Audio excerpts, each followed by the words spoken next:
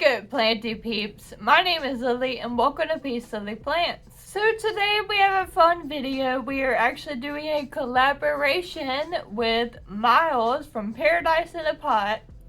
And he lives in Las Vegas, so Paradise is like a play on words. Pair of dice. Paradise. I think that's a fun name. What we're going to be doing is sort of taking some inspiration from a recent collab between Jacqueline's Jungle and Svetlana from Firefly in the Room. What they had done was they gave each other questions to answer, and then they made one whole video where I think it would start with the person whose channel it was, and then the second half of the video would be the other person answering their questions, so that each person gets the other person's face on their channel. If you're one of Miles' followers, hi, hope you enjoy my part of the video. And if you're one of my followers, hope you'll stick around and watch Miles' part of the video. First of all, I'm excited for this collab just because I think Miles is a really cool, nice guy. And second of all, I think it's cool that in a way we bring different perspectives to this, because me, I've been a plant parent for a very short amount of time. Even shorter than a lot of the people who were on YouTube talking about plants. And Miles, by contrast, he's been keeping plants since the 80s. So he's had plants since before I was born. Hopefully that didn't make him feel old. I'm so sorry, Miles, if it did. But on the bright side, that means he has a lot of experience and hopefully a lot of expertise based on that experience. And he has a chill vibe and he uploads often. So, you know, if you enjoy his part of the video, please subscribe to his channel. So before we dive right into it, please go ahead and like this video. I know you haven't watched it yet, but you're probably gonna like it. And subscribe to my channel. So we got the list of questions over here. And the number one question, what is your tallest plant? I will put some footage of it over my face right here. It is a humongous Sansevieria, aka snake plant. I forgot the species name. I think the common name is mother-in-law's tongue. I literally never bring this plant up on my channel. Like most of you watching probably would have had no idea that this plant existed until this moment. Only because it looks so bad that it just seems kind of embarrassing to bring it up, to be honest. I keep looking over here because over here is where the plant is, and I'm looking at it and it's really leaning over, and I'm not sure if it doesn't like how far away it is from the sun or if it got too dry. And as has happened with multiple snake plants I've had, it might be that it's gotten too dry to where it's not gonna bounce back. My mom had said that we should move it into a different room, and I think I'm just gonna go with that, because if you're one of Miles' followers and you don't already know this about me, or if you're new around here, my mom, she helps me with a pop-up shop that I run that I also call Peace Lily Plants. When I have plants that are dying or that I'm just tired of, I'll give them to her and she whisks them away to a different part of the house and does whatever to them to try to bring them back to life. So anyway, I think I'm going to let her move that into a different room closer to the sun and start watering it more frequently and see if it stops looking all diagonal the way it is right now, or if it's too far gone. Next question, what plant do you have more than one of and how many? So this is gonna be the question out of the 10 that I brought the most props for, because I thought you would like to see the plants that I have multiples of. So let's start with the ones I have the most of, three different specimens. First up, we have Philodendron micans, the velvety leaf, heartleaf philodendron. I have this one. I have a larger one, not that big, but larger than this. And then I have one that I grew just from cuttings that I foolishly bought on Etsy in my early days as a plant parent when I didn't know that you should not buy unrooted cuttings on Etsy. Another plant that I have 3 specimens of is the good old classic green heartleaf philodendron, aka Philodendron heteroraceum or Philodendron cordatum. I'm going to try to do better of saying both the common name and the scientific name of every plant so that maybe I won't feel obligated to put the names of them on the screen. Just one less little irritation for me. A little bit less work. But anyway, back to the point. Just a beautiful, simple, but awesome plant. And I love this guy. I also have multiple string of hearts. And it's hard to pin down an exact number. Oh, by the way, the common name is string of hearts, and the scientific name, I believe, is Ceropegia woodii. So I have this normal green one. I have another normal green one over here in the window. I have a Frankenstein pot, aka collage pot. It has a little bit of normal, a little bit of silver, and a little bit of variegated. Funny enough, that one little strand of variegated is the only one that I've ever managed to keep alive. So we'll see if I'm able to propagate that and make a bigger plant eventually. And you see back here, I have another silver one, and I have a string of spades back there as well. So lots of string ofs and several different string of hearts. Now for plants that I have 2 specimens of, this is a common name, silver satin pothos, scientific name, Syndapsis pictus argyrius. Once again, as with the green heartleaf, it's just a simple, common, yet oh so beautiful and lovely plant. I just adore it so much. I mean, I feel like it's kind of underrated because, you know, when people are so used to seeing something, they appreciate it less. But man, this is an absolutely gorgeous plant. Back here you see that I have a neon pothos and I have 2 different ones of that plant. Then over here, sitting on my desk, I have a few things pulled down. I have 2 different marble queen pothos. This is one of them. I feel like this plant always looks a little thirsty for some reason, but she does well. She's growing a new leaf here, and I think somewhere up here she's unfurling one. This is a lemon lime heartleaf philodendron. I have 2 of these, and if you're not figuring it out by now, I am a lover of philodendron, and especially a lover of any of the heart-shaped ones.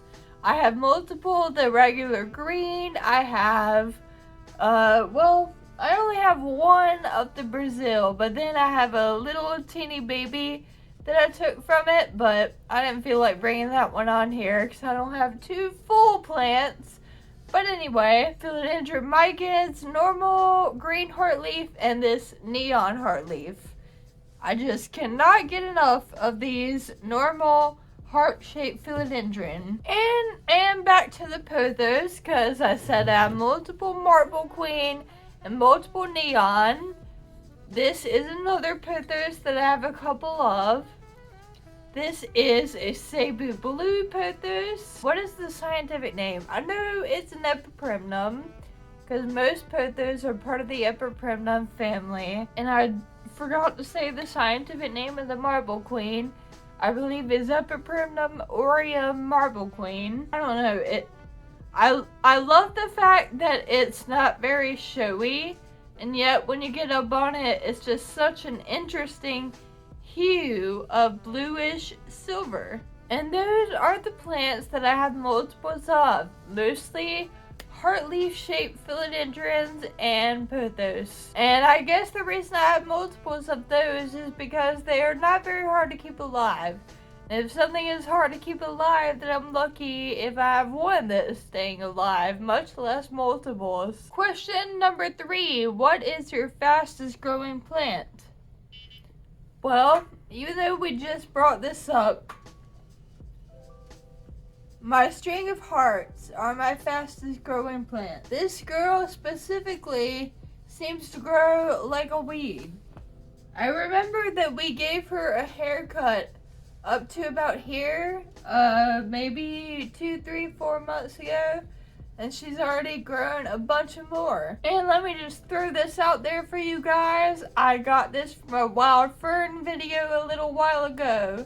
She said that she never had that good of luck with string of plants because what would happen to her that has happened to me, that's probably happened to many of us, is that the hearts or the arrows or whatever shape it is, they'll start out largish, and then as you go down the vine they get smaller, smaller, smaller. And she said the way that she adjusted her care that really made the big difference is that she started to give them more water, because the common advice you hear is to essentially treat them like succulents and basically deprive them of water.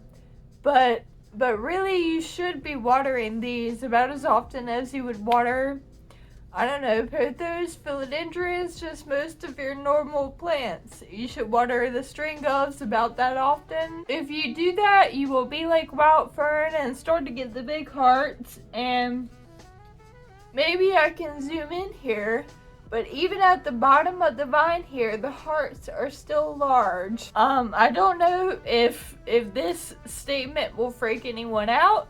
Bear in mind, these are southern facing windows, and most of my string doves are in terracotta, but I water them literally once a week. So take that for what you will. Number 4, which one of your plants has the least amount of grain to it?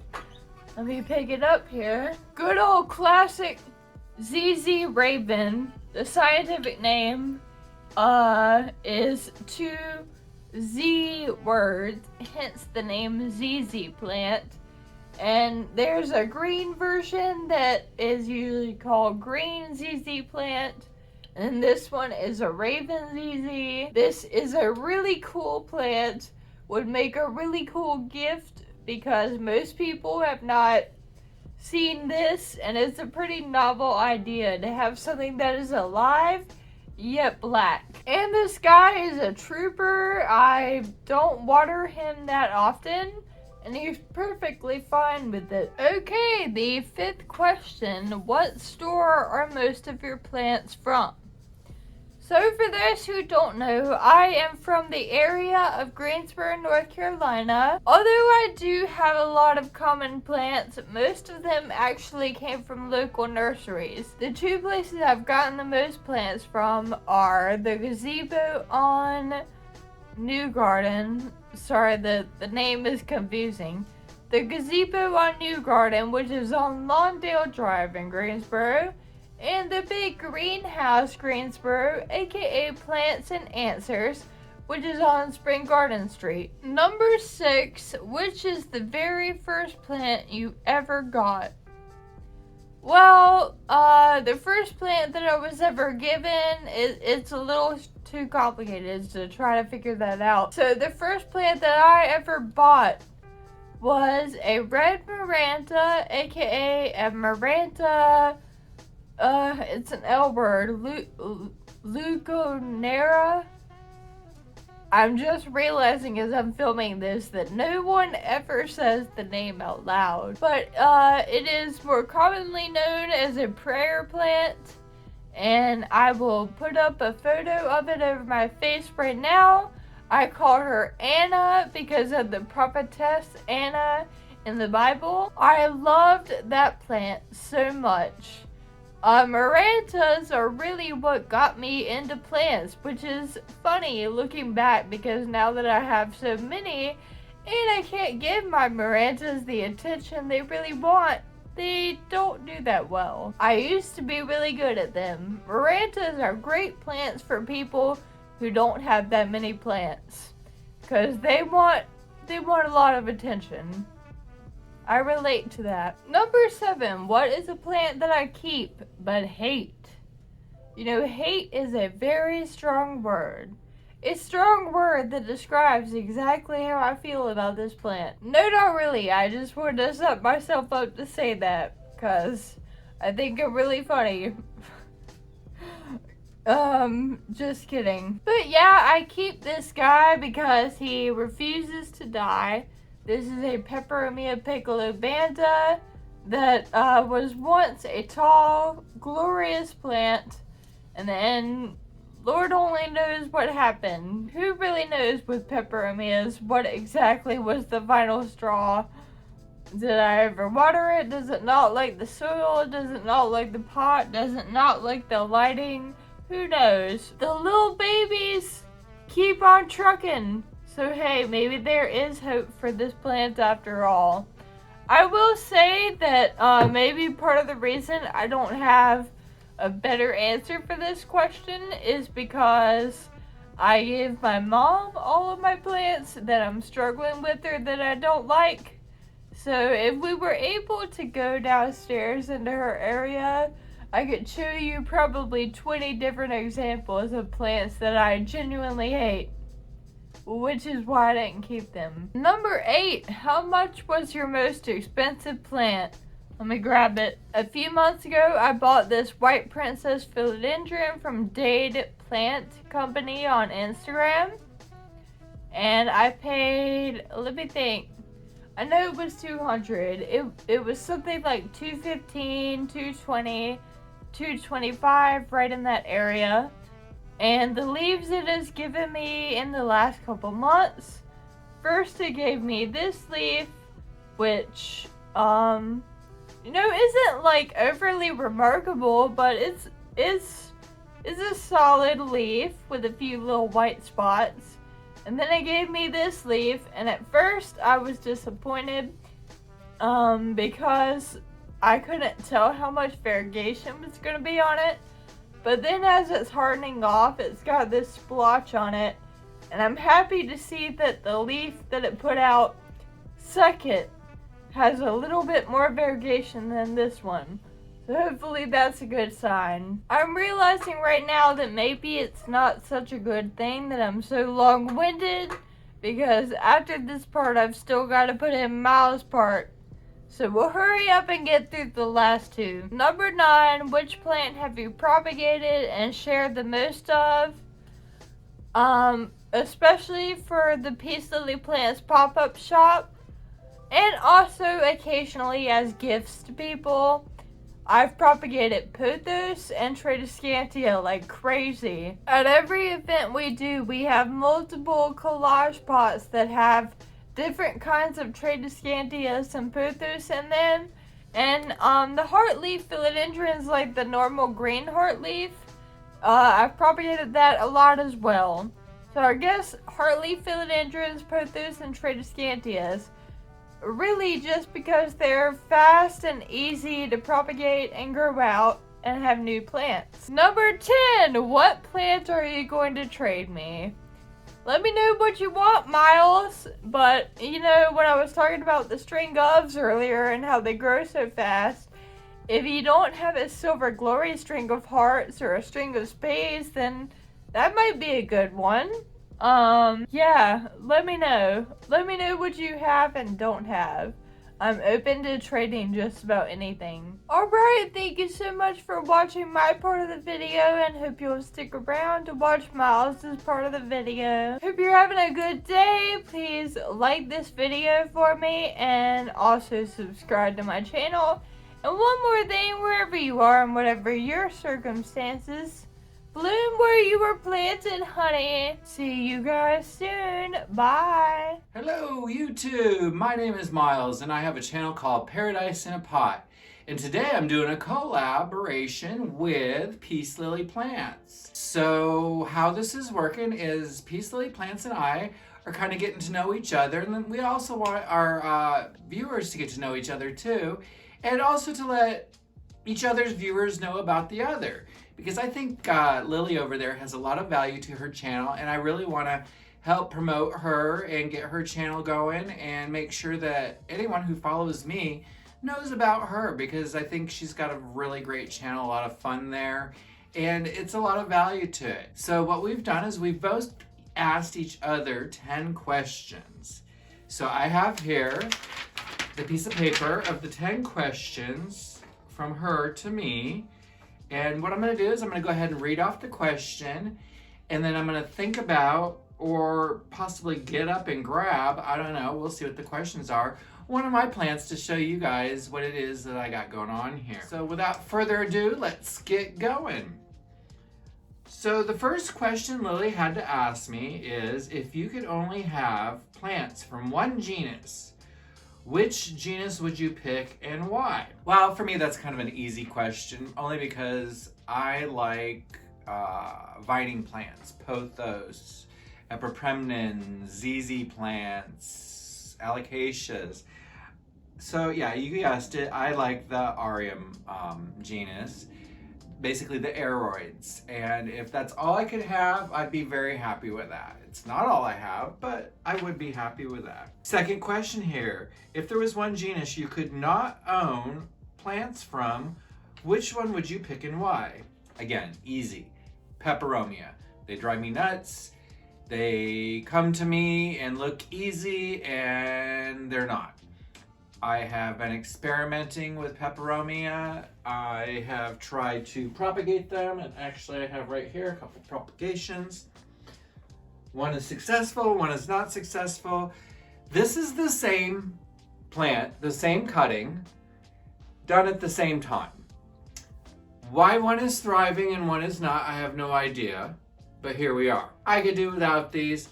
However, one of the challenges I've given myself in 2022 is to figure out these little boogers and figure out how to make them grow, thrive, and become one of my more favorite plants. The next question here, let's see. What is the first plant I ever owned? Well, I'd have to say that the first plant that I personally ever took care of was when I was a kid, probably about 15 years old, 14, 15. We had just moved to Las Vegas, and my 7th grade year, way back in ancient dinosaur times, was very, let's say, very much of a roller coaster. I went to like 12 different schools in the 7th grade.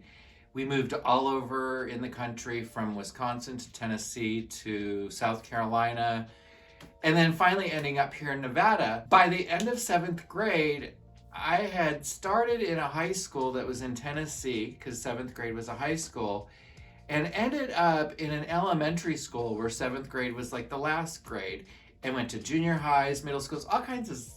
Anyhow, it was a mess, and obviously our school systems don't really talk to one another as far as curriculum, so I could never catch up or really comprehend where any class was at any point in time, because whenever I started comprehending things, we'd move. So by the end of 7th grade, and when we moved to Nevada, my mother registered me at school, and they went to put me into the 8th grade, and they wanted to hold me back and make me do the 7th grade over again.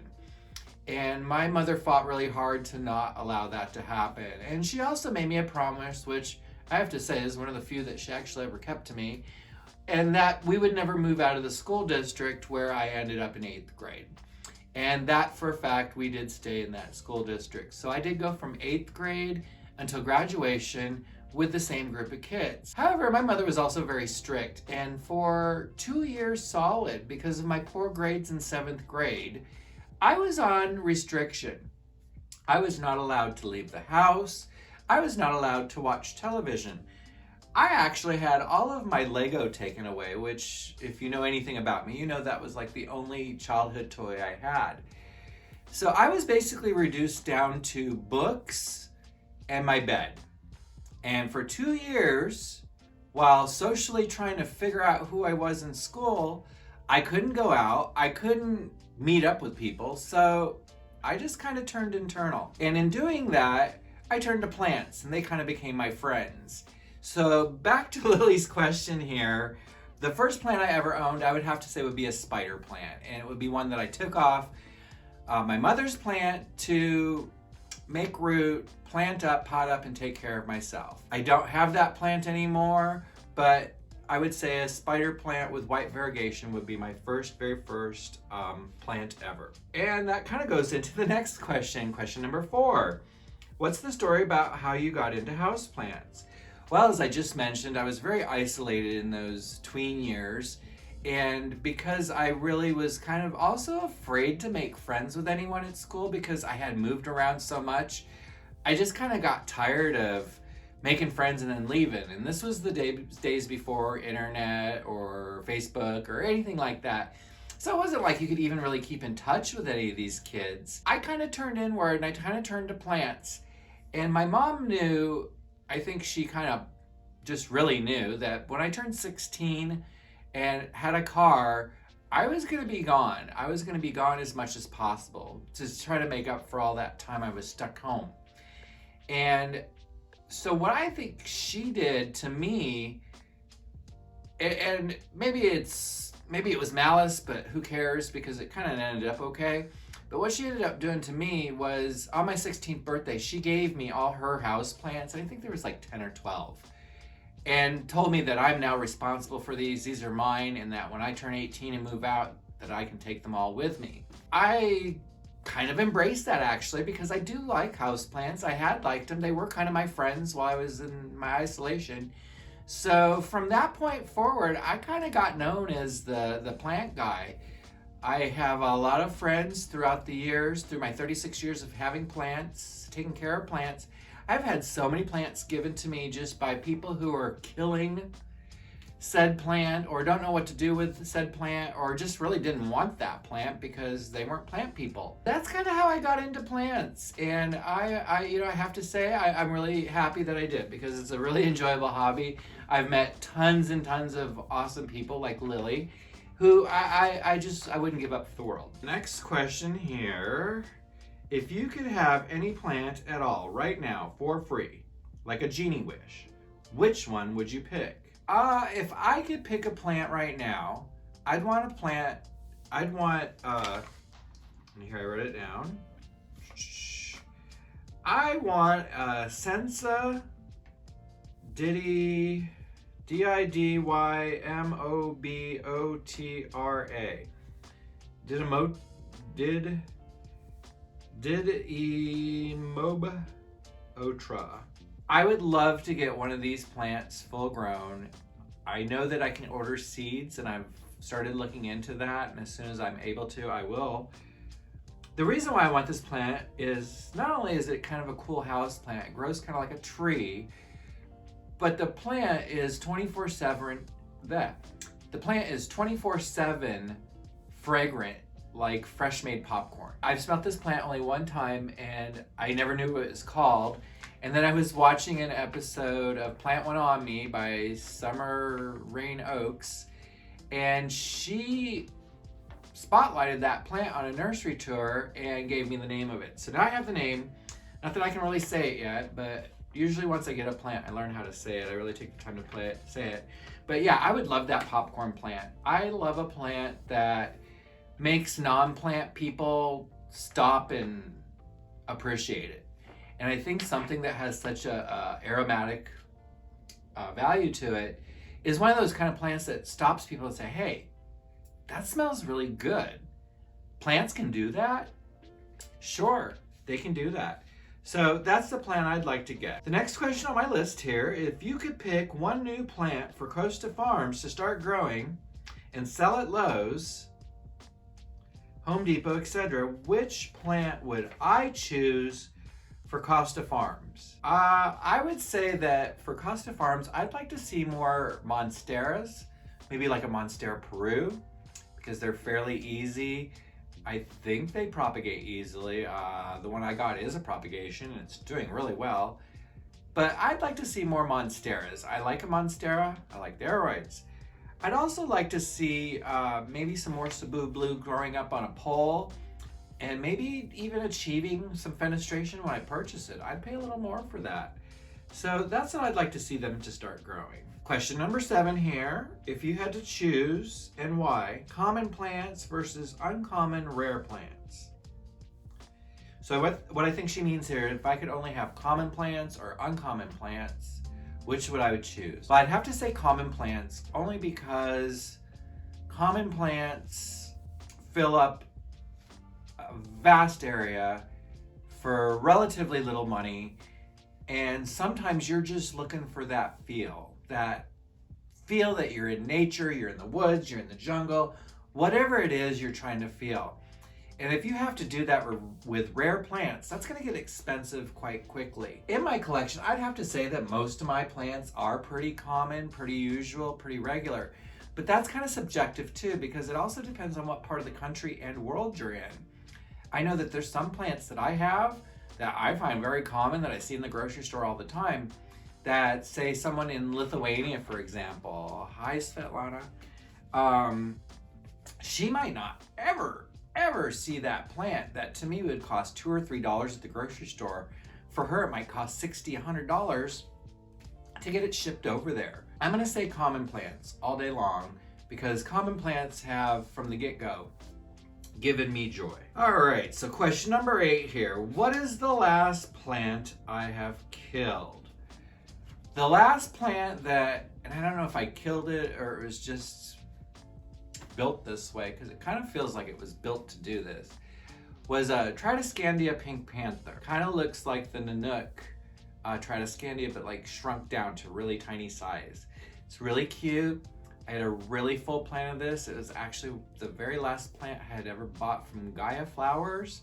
So that had to have been back in May of last year. Anyhow, this plant was doing really good, really good, really good. It went under my grow lights. It started getting really tall. And then all of a sudden one day, all the height fell over. And all I was revealed was like this dead mass of leaves. And I was like, well, gosh, that doesn't look too good. So I tried to clean it up. It wasn't cleaning up. It's really tiny leaves, so it kind of gets monotonous after time. And everything that kind of flopped over started falling off. And I don't know if this is maybe this plant's way of propagating itself because it's no longer happy in its container. I don't know. I couldn't get any propagations to take. I tried several different ways to propagate it, with moss, with water, with perlite, and I just could not get this plant to propagate, reroot, start over, anything. And the mother plant eventually just became such an ugly mess that I was like, you know what? I'm done. So that's the last plant that I would say I killed. I try not to kill plants, and when I do get close to killing a plant, I usually try to make sure I try to propagate some of it and save it. And 9 times out of 10, that does happen. All right, so the next question I have here, question number 9. What is your favorite plant species? Well, I would have to say, of all the house plants that I have, there is one particular species that I have many different varieties of. And it's kind of interesting because this plant really is, I guess, a little bit like a dog, in the fact that, you know, you can have a little Chihuahua, or you can have a giant Great Dane, or you can have a German Shepherd, all kinds of shapes, sizes, and colors. And it's still just a dog. And the plant I'm talking about are the Syngonium podophyllums. These guys come in so many colors. You got the white butterfly, you've got the Maria, the pink berry illusion, the berry splash. There are so many podophyllums, and I would say I probably have about 6 or 7 of them in my collection right now, and no two look alike. Even the 2 Marias that I have, or they're both called Marias, they look like they could be different plants, only because their coloration came in differently for each one. They came from 2 different sources. One I picked up at grocery store, and the other one was a gift to me. And I'm not sure exactly where she had gotten it. But anyhow, podophyllum, Syngoniums, I would have to say are my most favorite because they're the most diverse, they come in the most varieties. For me, they're just really easy to care for. I would say that the white butterfly, and I think we called it the moonshine back in the 90s. But the white butterfly, it's a weed. It really is a weed. And I just recently learned about heterophyly, and that's where the leaves will change shape as the plant grows, kind of like how you're looking for the fenestrations in an epipremnon when you grow it up a pole. That's called heterophyly. I did not know that Syngoniums went through this process and go from that 1 lobe leaf to 3 lobes to 5 lobes to 7 lobes. So that's kind of been one of my challenges lately, is to get a Syngonium podophyllum to grow up and have those that heterophyly. So that would be my favorite species of plant. All right, and then my last question here, question number 10, is there a plant you used to hate but now love, and or used to love but now hate?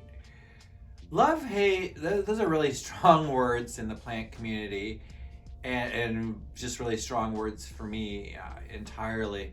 I really don't try to say I hate anything. I might dislike things, but to hate is a really, to me, to hate means you wish it removed from the earth. You just despise it so much you wish it no longer existed. And I really guess I don't have it in my nature to have that kind of anger towards anything. But I would have to say the plant that I was most annoyed with, and the plant that I now kind of really love and appreciate, would be my, I'd have to say it's my Begonia looking glass. That plant I've had since 2014. And when I picked it up, I did not realize how difficult a begonia could be. I picked it up because it was my favorite color, which is red. And it had such gorgeous red leaves and silver shiny leaves. And I'm sure you all know what a looking glass begonia looks like. It was just so stunning and so lovely and so beautiful. And I took it home, and it almost immediately started to die. And I would change its environment, I would look up and see what to do, I would try to fix it. And this is when I still lived in Boise, Idaho, so we were kind of close to the river. So the humidity levels, I'm sure, were a lot higher where we lived there than I do now. But I could not get this begonia to really do much of anything. As I don't try to kill a plant per se, and I don't ignore plants. Even if I'm frustrated with it, I can't ignore it. I have to see what I can do to try to get it to grow. So I did all kinds of things. I transplanted it, I moved it, I made pebble trays to try to increase its humidity. I tried to find sunnier windows. I bought lights for it to give it more lighting. And then finally, it started to grow. And it goes through these cycles where it'll grow and then die off, and then grow and then die off. And then we moved to Las Vegas here, or I moved back to Las Vegas in 2015. And we brought that plant with us. And when we got here, it was not liking Las Vegas at all. And that plant just almost diminished to nothing. And I had dead canes sticking up, and I was constantly pruning it. But what I would always do, and what I always do, and it seems to be like a knee-jerk reaction for me, is I propagate the plant. When we moved into where I'm at here now in 2019, from the old location, the mother plant was looking so ratty and raggedy, and it was April. And I had like drowned it and set it out front with some other little plants and some empty pots. And I forgot about it for like 2 or 3 days. And luckily I did have some propagations in glass jars growing. And the mother plant that I had left outside dried up. It got hot. It got like 90 some degrees in April, which this is Las Vegas, we can do that. And it cooked whatever was left outside. And I really kind of felt bad. I thought, oh geez, I'm finally done with this plant, but I feel bad I didn't mean to kill it like that. But when I potted up the cuttings that I had taken, they were like gangbusters. These cuttings grew and grew and grew, and I never had cuttings from this plant really take off like that before. So I'm really not sure what changed, but now this looking glass begonia has become one of my biggest, most lovely plants.